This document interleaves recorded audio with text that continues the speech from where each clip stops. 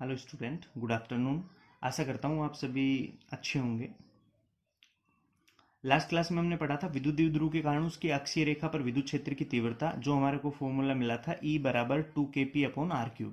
ठीक है, आज हमको क्या ज्ञात करना है? विद्युत द्विध्रुव के कारण उसके निरक्षीय रेखा पर, कौन सी रेखा पर? निरक्षीय रेखा पर एक बिंदु है। निरक्षीय रेखा के बिंदु पर, निरक्षीय रेखा के बिंदु पर विद्युत क्षेत्र की तीव्रता।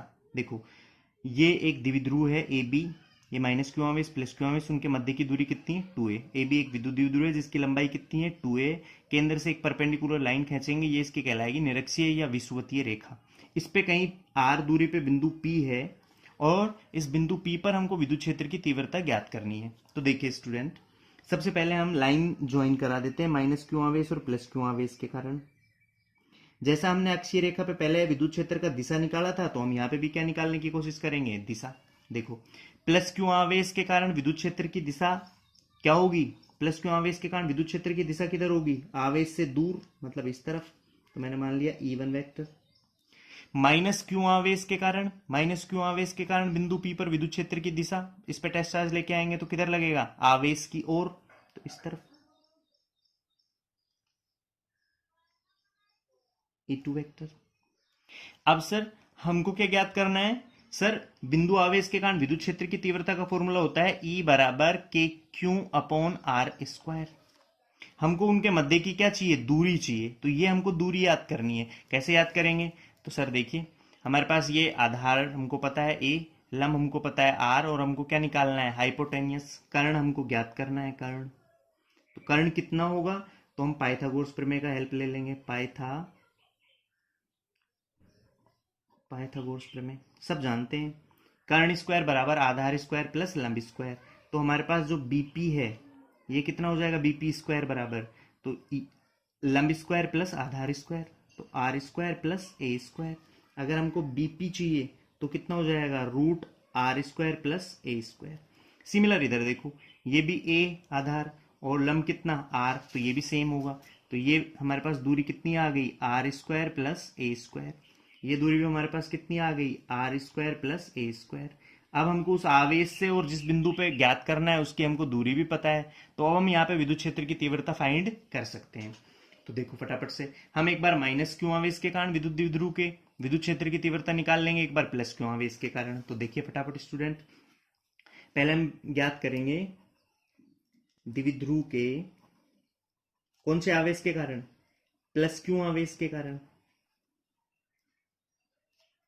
प्लस क्यू आवेश के कारण विद्युत क्षेत्र की तीव्रता क्या आ जाएगा? तो सर E1 बराबर 1/4πε0 भी लिख सकते हैं और K भी लिख सकते हैं। तो मैंने लिख दिया K। आवेश कितना? Q।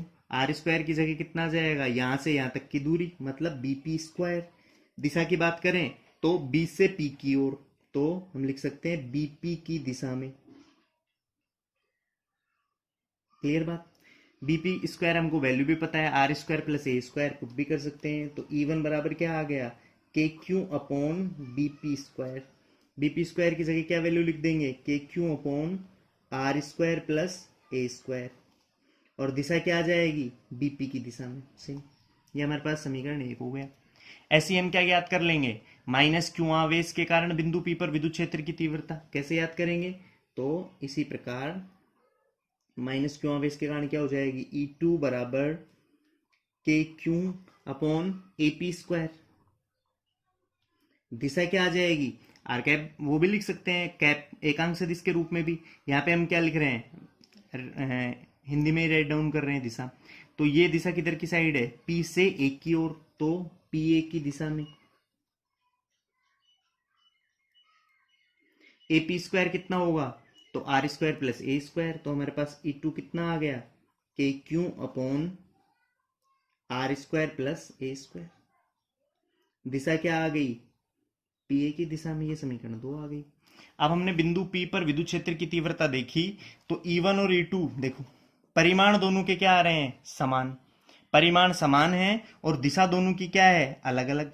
देखो, अगर मैं यहां पे भी एक अक्षीय रेखा खींचूं, तो देखो, ये सपोज झुकाव कितना है? थीटा। तो ये भी कितना हो जाएगा? थीटा, और ये भी कितना हो जाएगा? थीटा। तो दोनों के मध्य कोण कितना हो गया, 2 थीटा। अब देखो हमको बिंदु P पर क्या निकालना है, परिणामी विद्युत क्षेत्र निकालना है। अगर ये दोनों सदिश एक ही दिशा में होते तो जोड़ देते, विपरीत दिशा में होते तो घटा देते, पर इनकी दिशा क्या है, अलग अलग, और परिमाण क्या है, समान। तो जब भी दो सदिशों की दिशा क्या आ जाए, अलग अलग, और परिमाण क्या आ जाए, समान, तो परिणामी विद्युत क्षेत्र या उन दोनों का परिणामी निकालने के लिए हमारे पास दो मेथड हैं। कौन कौन से? एक तो हम सदिश की हेल्प से कर सकते हैं। दो सदिशों के मध्य कोण पता है कितना है, 2 थीटा। तो क्या फॉर्मूला होता था, याद करो 11th में पढ़ाया था, आर स्क्वायर बराबर P square plus Q square plus 2p cos theta. एक तो हम उससे फाइंड आउट कर सकते हैं, पर हमारे सिलेबस में घटक के रूप में इसको सोल्व कर रखा है। E1 और E2 के हम घटक लेंगे, कुछ घटक कैंसिल हो जाएंगे, कुछ घटक जुड़ जाएंगे, और उससे परिणामी विद्युत क्षेत्र हम ज्ञात करेंगे।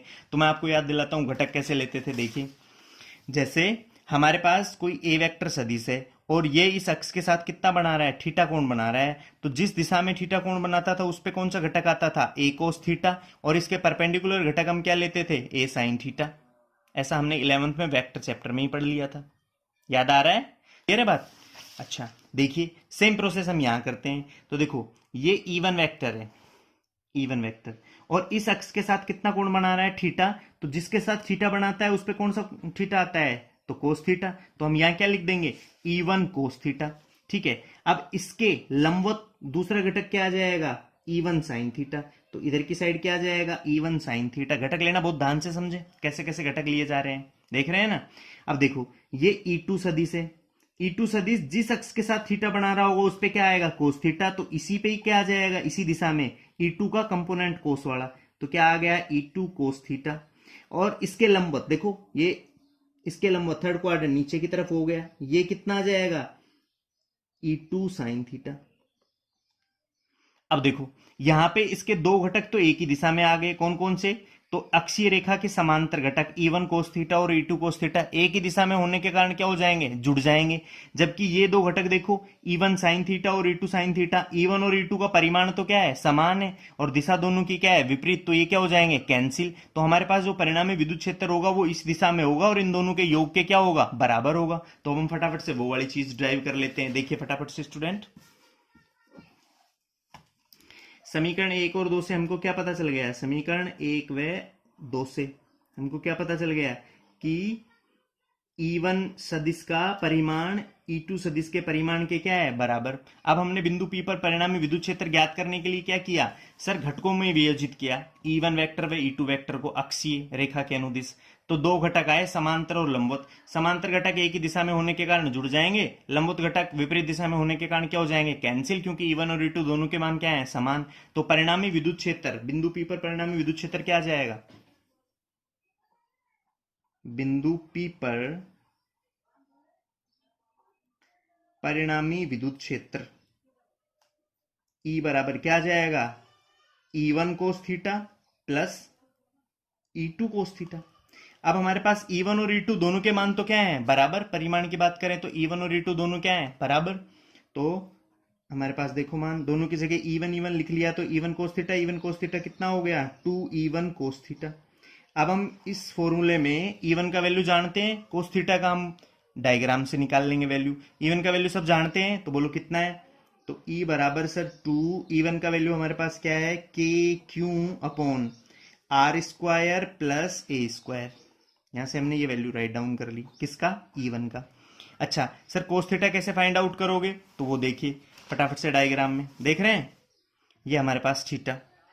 अब सबको पता होगा, कोई भी एक ट्राइंगल ले लें, ए पी ओ ले लें या ओ पी बी ले लें, कोई भी एक ट्राइंगल ले लें, ट्राइंगल ए ओ पी से कोस थीटा सबको पता है क्या होता है, आधार बटा कर्ण।